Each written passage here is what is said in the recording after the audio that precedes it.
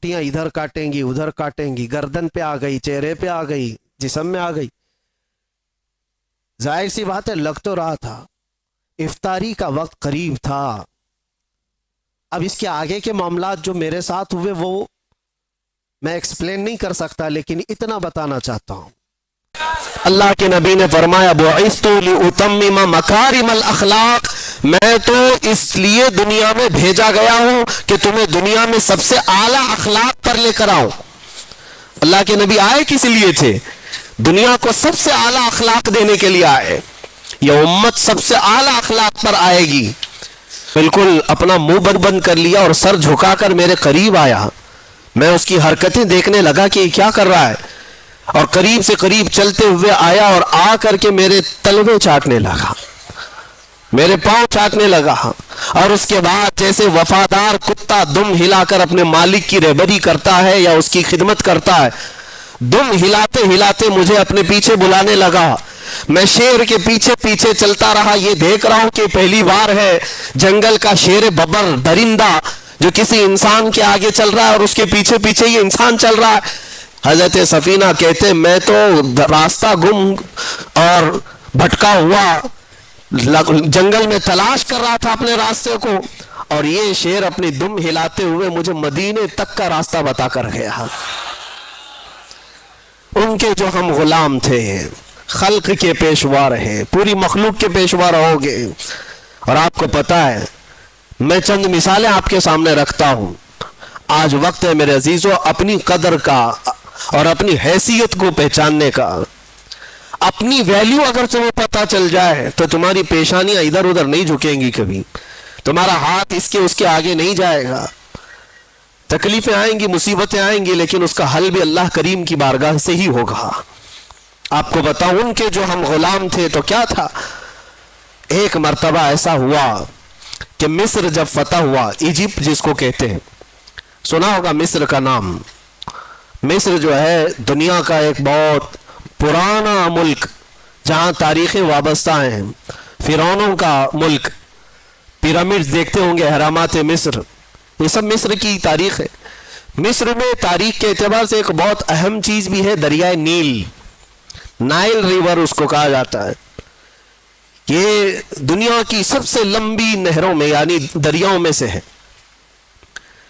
तो दरियाए नील का मसला क्या था वो मैं आपको बताऊं। इस्लाम जब मिस्र में दाखिल हुआ, हजरत अम्र बिन आस रदी अल्लाह ताला अन्हु सहाबी रसूल, मिस्र फतह किया, सहाबा वहां दाखिल हुए, लोग इस्लाम में आए, लेकिन वहां एक बुरी रस्म, बुरा रिवाज था।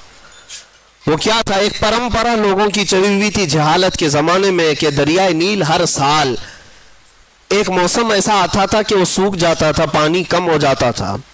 और उनका अकीदा ये था मसरियों का कि अपनी 16-17 साल की एक जवान खूबसूरत लड़की को दुल्हन बना करके उसका जुलूस निकालते और दरियाए नील के पास ला करके उसको ज़बह करते और उसका खून दरियाए नील में डाला जाता, बलि चढ़ाना जिसको कहते।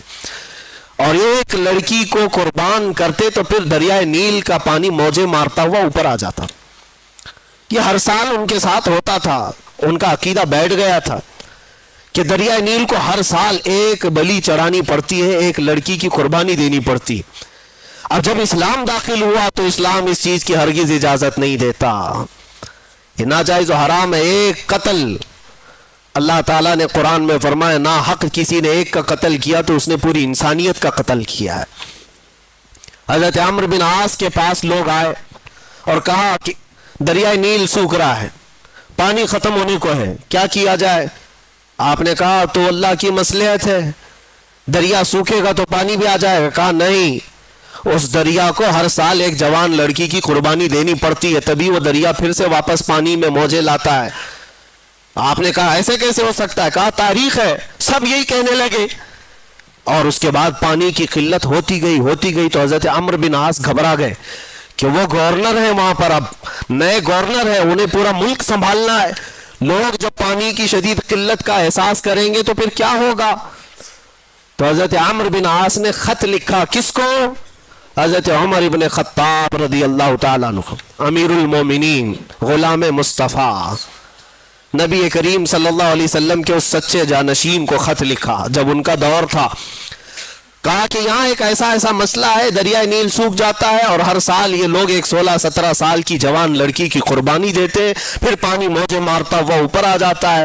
اب اس سال کیا کیا جائے؟ ہماری حکومت ہے، اسلام آیا ہے امن و امان کے ساتھ۔ حضرت عمر بن خطاب کے پاس جب یہ خط پہنچا تو آپ نے جواب لکھا۔ جواب میں 2 خط لکھے۔ حضرت عمرو بن عاص سے کہا کہ تم جس طرح سے اسلام کو قائم کیے اسی طرح سے قائم رکھو، شریعت مصطفیٰ کا نفاذ ہر حال میں ضروری ہے، لوگوں کو نماز روزے کی تلقین کرتے رہو۔ اور ایک خط میں حضرت عمرو بن عاص کو مخاطب کر کے کہتے ہیں حضرت عمر، ایک خط یہ تو میں تم کو لکھ رہا ہوں اور ایک اور خط بھیج رہا ہوں جو دریائے نیل کے نام پر لکھ رہا ہوں۔ ہے کوئی دنیا میں جو کسی دریا کو بھی خط لکھتا ہو؟ یہ صرف میرے رسول کی غلاموں کا حال ہے۔ کہا ایک خط میں دریائے نیل کے نام پر لکھ رہا ہوں، یہ دریائے نیل کو دے دینا۔ اور دریائے نیل کو خط لکھا، بسم اللہ الرحمن الرحیم، اے دریائے نیل، عمر بن خطاب رسول اللہ کا غلام تجھ سے کہتا ہے، اللہ کے حکم سے اگر تو بہتا ہے اے دریا، تو عمر بن خطاب کا حکم ہے کہ جیسا بہتا تھا ویسے رواں ہو جا، اور اگر اللہ کے حکم سے نہیں بہتا تو تیرے بوند ایک پانی کے قطرے کی بھی ہمیں کوئی ضرورت نہیں۔ یہ خط لکھ کر کے بند کر کے دے دیا۔ حضرت عمر بن عاص کے پاس 2 خط آئے، ایک خط ان کا تھا، پڑھا اور کہا دوسرا خط دریائے نیل کا ہے۔ حضرت عمر بن عاص نے کہا دریائے نیل کے لیے ہم پر بھی خط آیا ہے، لے کر کے گئے اور دریائے نیل میں وہ خط ڈالا۔ جیسی ہی خط ڈالا، روایتوں میں موجود ہے 16 گز پانی اوپر موجیں مارتا ہوا ہے۔ ان کے جو ہم غلام تھے خلق کے پیشوا رہے، کون نہیں مانتا ان کے حکم کو؟ کون ہے جو ان کے حکم کے خلاف جائے؟ دریا ہے۔ اسی لیے شاعر نے کہا تھا میرے عزیزوں، حضرت سعد بن ابی وقاص ایک اور صحابی ہیں، 10 مبشرہ میں سے، یہ عراق فتح کر کے داخل ہوئے تھے، 400 صحابہ ان کے ساتھ تھے۔ عراق کے بعد جب یہ آگے بڑھ رہے تھے، وہ مسلمان کیسے تھے جن کو اقبال نے کہا تھا تھمتا نہ تھا کسی سے سیل رواں ہمارا، باطل سے ڈرنے والے اے آسماں نہیں ہے ہم، 100 بار کر چکا ہے تو امتحان ہمارا۔ یہ لوگ کہیں رکتے ہی نہیں تھے، ان کی کوئی سرحد ہی نہیں تھی۔ ایک علاقہ فتح ہو گیا تو بس کافی ہے نہیں، آگے بڑھنا ہے۔ حضرت سعد بن ابی وقاص جب عراق فتح کر چکے تو عراق سے متصل ایران بھی ہے جس کو فارس کہا جاتا تھا پہلے، ایران اور عراق کے بیچ میں دریائے دجلہ ہے۔ اب جب عراق فتح ہو گیا، دریائے دجلہ ہے، دریائے فرات جو بھی دریا ہے اس کے بیچ میں، تو صحابہ نے کہا کہ ہم ادھر بھی جانا چاہتے ہیں، اس علاقے کو بھی فتح کریں، غلامی مصطفیٰ میں شامل کریں۔ جبکہ فارس کسرا کے پاور کے اندر میں تھا۔ کسرا اس وقت کے سپر پاور بادشاہ کا نام ہے، جیسے آج امریکہ، لوگوں کے دماغ کے حساب سے، ہمارے حساب سے نہیں، سپر پاور۔ میرے عزیزوں، سعد بن ابی وقاص سے جب صحابہ نے کہا ادھر جانا ہے، کہا بیچ میں دریا ہے، کیسے جائیں گے؟ حضرت سعد بن ابی وقاص نے کہا تم میرے ساتھ چلو گے؟ صحابہ نے کہا کیسے؟ ادھر ایرانی فوج نے جتنے برج تھے دریا کے اوپر پار کرنے والے سب توڑ ڈالے تھے، جو لکڑیوں کے تھے وہ جلا ڈالے تھے، سب ختم کر ڈالے تھے، کیونکہ انہیں ڈر تھا یہ محمد عربی کے غلام ہیں، رکتے کہیں نہیں ہیں، یہ اگر ادھر سے ادھر کراس کر کے آ گئے تو ہماری بھی خیر نہیں، سب توڑ ڈالے۔ اس کے بعد وہ ایرانی فوج کی تاریخ بھی موجود ہے تاریخ طبری میں، وہ لوگ دیکھتے رہے تماشا کہ یہ 400 لوگ کیا کر پائیں گے دریائے بیچ میں۔ حضرت سعد بن ابی وقاص نے اپنے صحابہ سے کہا چلو، سب نے پوچھا نہیں کیسے جانا ہے، اپنے قائد، اپنے جو لیڈر تھے حضرت سعد بن ابی وقاص سپہ سالار، ان کے پیچھے چل پڑے۔ پھر کسی نے پوچھا کس راستے سے جا رہے؟ سعد بن ابی وقاص نے کہا دریا سے جائیں گے۔ اور کیسے جائیں گے؟ گھوڑوں پر بیٹھے ہوئے ہیں، دریا سے جانے کی بات کرتے ہیں، کیا تمہارا گھوڑا اتنی چھلانگ لگائے گا کہ اس دریا کو کراس کر جائے گا؟ سعد بن ابی وقاص نے کہا کوئی چھلانگ لگانے والا گھوڑا نہیں، چل کر کے ہی جائے گا۔ یہ تاریخ میں پہلی بار ہو رہا ہے۔ سعد بن ابی وقاص نے کہا میرے پیچھے چلو۔ صحابہ نے سب اپنے اپنے گھوڑے ان کے ساتھ لگا دی. سعد ابن ابی وقاص کا گھوڑا پہلی مرتبہ دریائے دجلہ پر پاؤں رکھتا ہے, آپ نے اللہ اکبر کہا. دوسرا پاؤں رکھتا ہے, آپ نے اللہ اکبر کہا. صحابہ نے دیکھا سعد ابن ابی وقاص کا گھوڑا دریائے دجلہ پر چلتا ہوا جا رہا ہے, اس کے ٹاپ پر کوئی پانی کا نشان بھی نہیں ہے, ٹاپوں پر پانی تک بھی نہیں. تو سارے صحابہ پانی پر چلتے ہوئے چلے گئے, چلتے ہوئے چلے گئے. یہ تاریخ کی سچائیاں میں بتا رہا ہوں. ایرانی فوج, اس وقت ملک فارس کی کسرا کی فوج یہ دیکھ کر کے کیا کہتی ہے جانتے ہو؟ کہتی ہے دیواں آمدند, فارسی میں دیواں آمدند. ارے جنات کی جماعت آ رہی ہے, ایسا لگتا ہے جنات کی جماعت آ رہی ہے پانی پر چلتے ہوئے. میرے عزیزو تمہیں بھی دکھانا ہے جنات کی جماعت ہوتی کیسی ہے. وہ چل کر کے چلے گئے, اور جب دریائے دجلہ کو عبور کر لیا, میرے عزیزو ان کی ہیبت سے ویسے تھرا گئے تھے کہ ملک فارس پورا پرچم اسلام میں آ گیا تھا, اسلام کا پرچم لہرانے لگا تھا. عزیزان گرامی وقار, اسی بات کو اقبال نے کہا تھا کہ یہ تھمتا نہ تھا کسی سے سیل رواں ہمارا. اور شاعر نے کیا کہا؟ دشت تو دشت ہے دریا بھی نہ چھوڑے ہم نے, بحر ظلمات میں دوڑا دیے گھوڑے ہم نے. یہی واقعات تھے. لیکن مجھے بتاؤ, ایک دریائے نیل ہے, حکم مان رہا ہے عمر ابن خطاب کا. ایک دریائے دجلہ ہے, حکم مان رہا ہے سعد ابن ابی وقاص کا. اس لیے نہیں کہ یہ لوگ جادوگر تھے, اس لیے نہیں کہ بہت پاورفل لوگ تھے, صرف اس لیے مان رہے ہیں یہ سارے لوگ حکم ان کے جو ہم غلام تھے, ان کے جو ہم غلام تھے. خلق کے پیشوا رہے. مان کر کے دیکھو, حضور پاک صلی اللہ تعالیٰ علیہ وسلم کی امت میں اللہ نے تمہیں پیدا کیا ہے. تمہاری عظمت بہت بلند ہے, تمہاری ویلیو کو تم پہچانو. ہاں ہمارے ساتھ چیلنجز ہیں, ہمارے ساتھ مقابلے ہوں گے, لیکن اللہ تبارک و تعالیٰ کی حمایت بھی ہوگی. میں آپ کو تحدیث نعمت کے طور پر کہتا ہوں, تحدیث نعمت کے طور پر, میں اپنی بڑائی کے لیے نہیں کہتا. آج اس لیے صرف اظہار کر رہا ہوں کہ میں یہی رات رہی ہوگی یا اس سے پہلی والی رات رہی ہوگی, مجھے اندر ایسا بند کر دیا گیا تھا کہ دن و رات بھی معلوم نہ پڑے. نمازوں کے وقت کا خیال اندازے پہ کرنا پڑ جائے. جس کو ایسی ہائی سیکیورٹی کہا جاتا ہے جہاں پرندہ بھی پر نہیں مارتا, وہ تو دنیا بھر کو معلوم ہے میرا جرم کیا تھا. ہمارا جرم صرف اتنا ہے, جرم اتنا ہی ہے کہ حق بولتا ہوں برملا, چاٹنا کسی کے تلوے ہے نہیں فطرت میری. میں آپ کو ایک بات بتا رہا ہوں, 4 یا 5 دن سے بھوک اور پیاس کی شدت تھی, ایک لقمہ بھی میں نے کھایا اور پیا نہیں تھا, اور موت کا انتظار کر رہا تھا, شاید موت آ جائے گی. اور اتنی زیادہ اس کو میں بتا نہیں سکتا, جیسے لگا ہو کسی مردے کو کھانے کے لیے کوئی کیڑے لگ گئے ہوں. پھر دل ہی دل میں احساس ہونے لگا کہ شاید میری موت ہو گئی ہوگی اور یہ کیڑے کھا رہے ہوں گے, کیونکہ غشی آ جاتی تھی, غنودگی آتی تھی, تو لگتا تھا ہم کوئی دوسری دنیا میں, کوئی انسان تو دکھتے نہیں تھے, سورج بھی نہیں دکھتا ہے, اندھیرا ہے. 3 سے 4 گھنٹے اس طرح سے لیٹے رہے. چونٹیاں ادھر کاٹیں گی, ادھر کاٹیں گی, گردن پہ آ گئی, چہرے پہ آ گئی, جسم میں آ گئی. ظاہر سی بات ہے لگ تو رہا تھا, افطاری کا وقت قریب تھا. اب اس کے آگے کے معاملات جو میرے ساتھ ہوئے وہ میں ایکسپلین نہیں کر سکتا, لیکن اتنا بتانا چاہتا ہوں. طاقت آئی, جس نے بھی اٹھایا مجھے, کون تھا, کس نے اٹھایا, اللہ ہی بہتر جانے. جب اٹھ کر کے دیکھا بستر پر ساری چونٹیاں پڑی ہوئی ہیں, چل رہی ہیں, رینگ رہی ہیں جسم پر, اور میرے رب کریم کا احسان ایسے ان 50 نہیں 1000 چونٹیوں میں سے ایک چونٹی نے بھی کاٹا نہیں تھا.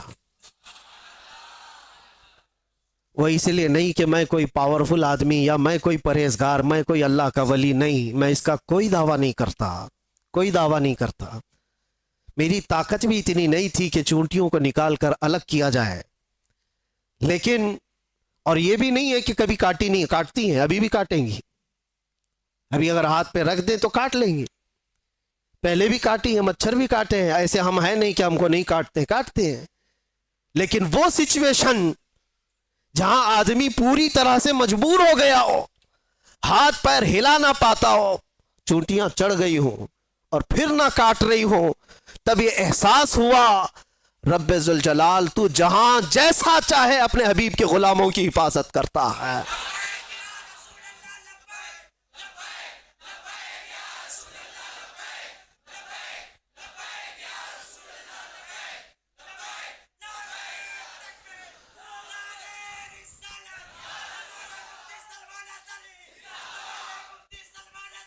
آپ کو مجھے وہ حدیث یاد آئی جب صحابہ اکرام رضوان اللہ تعالیٰ علیہ مجمعین کی ایک جماعت کو اللہ کے نبی صلی اللہ تعالیٰ علیہ وسلم نے تبلیغ کے لیے بھیجا تھا. 70 صحابہ اکرام میں جب وہ تبلیغ کے لیے گئے تھے، کفار و مشرکین نے دھوکے سے ان سارے صحابہ کو شہید کر ڈالا تھا. سارے صحابہ کو شہید کر دیا تھا اور 3 بچ گئے تھے. 3 میں سے وہ صحابہ کو قید کر لیا تھا اور قیدی ایسا بنایا تھا کہ 24 گھنٹے ان کی نگرانی پر بیٹھے رہتے تھے، زنجیروں سے باندھ کر کے صحابہ کو. اس کے بعد ہوا یہ کہ اس میں ایک صحابی حضرت زید بن دسنہ رضی اللہ تعالیٰ عنہ، ان کو ان ظالموں نے نہایت ہی بے دردی کے ساتھ ان کے ہاتھ کی انگلیاں، ان کے پیر کی انگلیاں، ان کے ہونٹ، ان کے کان، ان کے ناک سب کاٹ کر کے شہید کیا تھا. ایک غلام مصطفیٰ کو نہایت ہی دردناک انداز میں شہید کیا اور اس کے بعد ان کی لاش کو لٹکا کر کے رکھا ایک کھمبے سے اور پہرا لگا دیا کہ ان کی لاش کو کوئی لے کر کے نہ جا سکے، کوئی لے کر کے نہ جا سکے. 2 صحابہ تھے وہاں پر، زید بن دسنہ رضی اللہ تعالیٰ عنہ اور ایک دوسرے صحابی حضرت خباب بن الارت یا خبیب بن عدی رضی اللہ تعالیٰ، 2 میں سے کوئی ایک صحابی ہیں. اللہ کے نبی صلی اللہ علیہ وسلم مدینہ طیبہ میں بیٹھے ہیں. حضور پاک صلی اللہ علیہ وسلم نے فرمایا ظالموں نے میرے غلاموں کو شہید کیا ہے میرے غلاموں میں سے کوئی جو بچے ہوئے میرے ان صحابہ کی لاشوں کو لے کر کے آئے میرے پاس. 2 جری صحابہ تھے، حضرت طلحہ، حضرت زبیر رضی اللہ تعالیٰ عنہ. گھوڑا لے کر یہ 2 ہی لوگ نکلے تھے. تقریباً 500 کے قریب کفار جس کی پہرہ داری کر رہے ہیں، ان پہروں میں سے وہ صحابہ کی لاش کو لانے کے لیے صرف نبی کے 2 غلام نکلے تھے. انہوں نے کہا ہم لے کر کے آئیں گے. اور جب یہ 2 صحابہ نکل کر کے آئے تھے، رات میں بھی اور دن میں بھی پہرے داری میں بیٹھے ہوئے ہیں کفار و مشرکین 2 صحابہ کی لاشوں پر. اب سوچیے آپ، رات کے وقت یہ پہنچے تھے دونوں صحابہ، اور جیسے یہ قریب گئے تو دیکھا پورے تلوار سوتے ہوئے پہرا دے رہے ہیں. ان دونوں صحابہ نے اللہ کی بارگاہ میں عرض کیا کہ مولا، ہمارے پاس نہ تلوار کی طاقت، نہ بھالے اور نیزے کی طاقت، ہمارے پاس صرف ایمان کی طاقت ہے. ہم تجھ پر یقین رکھتے ہیں اور تیرے نبی پر ایمان رکھتے ہیں. تو اگر مدد نہیں کرے گا تو دنیا ہم سے کس طرح کا سلوک کرتی ہے. دیکھا یہ دونوں صحابہ دعا کر رہے تھے، وہ سارے کفار و مشرکین کو اونگ لگ گئی، نیند لگ گئی. ان کے بیچوں بیچ سے گئے اور ان صحابہ اکرام کی لاشوں کو اٹھایا. ایک صحابی کی لاش کو اٹھایا اور رکھا اور لے کر نکل پڑے. دوسرے وہاں پر موجود رہ گئے. جب تک وہ جاگے تو وہ صحابی رسول جو وہاں رہ گئے تھے، تو ظالموں نے یہ سوچا کہ کسی نہ کسی طرح ان کو بھی یہ لے جائیں گے، ان کو کسی طرح سے یہاں کاٹ کاٹ کر کے ٹکڑے ٹکڑے میں بدل دیا جائے. تو جیسے ہی اس بری نیت کے ساتھ قریب آئے، شہد کی مکھیوں کا ایک چھتا پورا اس صحابی کے اطراف لگ گیا. اتنی خطرناک مکھیاں آ گئیں. وہ صحابی رسول جن کی لاش وہاں پر موجود ہے، پوری مکھیاں، شہد کی مکھیاں. اور کفار و مشرکین میں سے کوئی قریب جاتا تو اتنا ڈنک مارتی تھی کہ وہ سوج جاتا تھا اور زہر چڑھ جاتا تھا. وہ شہد کی مکھیوں سے خوف کھا کر سارے بھاگ گئے. اس صحابی رسول کی جسم کو، ان کی لاش کو کوئی ہاتھ نہیں لگا سکا، ہاتھ نہیں لگا سکا. یہ واقعہ میرے ذہن میں آنے لگا کہ یہ رب تبارک و تعالیٰ کا دستور ہے، اپنے حبیب کے غلاموں کو کبھی شہد کی مکھیوں سے اور کبھی چونٹیوں سے حفاظت کرتا ہے. جب وہ اپنے نبی پاک کی حفاظت غار ثور میں مکڑی کے جالے سے کرتا ہے تو اے غلامان مصطفیٰ، کیا تمہارا ایمان کمزور ہے؟ اگر رب چاہے آج بھی تمہاری حفاظت صرف ہواؤں سے فرمائے گا، صرف ہواؤں سے فرمائے گا. بڑے بڑے نمرود آئے اور بڑے بڑے فرعون آئے جن کو اللہ تعالیٰ نے ہلاک و برباد کیا. نمرود کو ایک مچھر سے اور فرعون کو صرف پانی سے غرق کیا. اور انتظار کرنا، ہمارے دور کے فرعون کے لیے بھی کوئی مچھر ضرور آئے گا. ہر دور کے نمرود اور ہر دور کے فرعون کا انجام وہی ہوتا ہے جو اس کے ظلم کا انجام ہوتا ہے. اس لیے کہ قرآن میں اللہ تعالیٰ فرماتا ہے وَمَا اللَّهُ بِغَافِلٍ عَمَّا يَعْمَلُ الظَّالِمُونَ، اللہ تبارک و تعالیٰ ظالموں کے کام سے بے خبر نہیں ہے، ہر چیز دیکھ رہا ہے.